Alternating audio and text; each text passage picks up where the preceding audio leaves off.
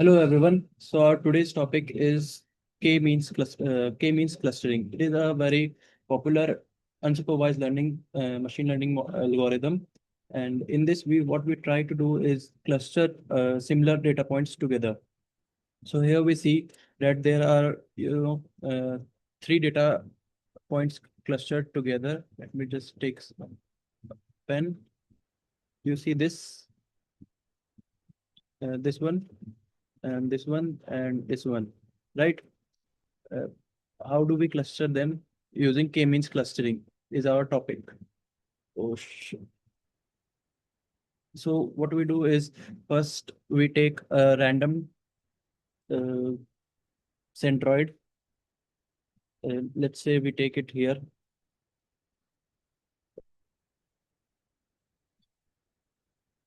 Let's say we take it here, one centroid, then another centroid, then another centroid, and okay, and we call it K1, K2, K3, whatever. Okay, and then we compute the distances of each data point from this, right? And we try to move these three centroids to the center of these data points. Like its center is here, its center is somewhere here, its center is somewhere here. So we calculate all these points, and then we try to move this to the center of that uh, data points, and then we divide all these points into three clusters. We do this iteratively again and again and again. And the one thing you might ask is, how do we decide that what should be the number of K, means what should be the number of centroids? Here it could be anything, two, three, four. You could say that these two data points are these two clusters. Let me just use this. These two clusters are one cluster, and this is another cluster. So how do we decide that? For that, we use something called SSE. S, let me use SSE, or sum of squared errors. What we do in this, that we calculate the distance of each centroid with their you know data points. And then for every k equals, starting from k equals to 2, because at least you need to have two clusters, right?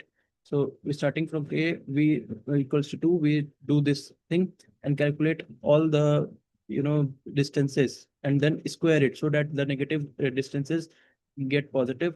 And we do this for 2, 3, 4, n number of times.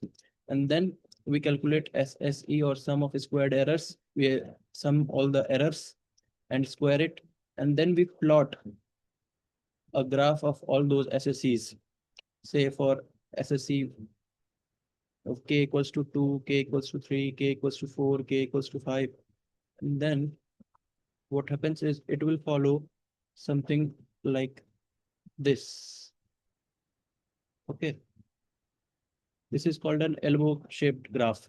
And whenever you see that there is a point where the, after which the points are, after which the, graph is not decreasing that much, then uh, the slope of graph is that not that drastic, then you say that is your optimal k value.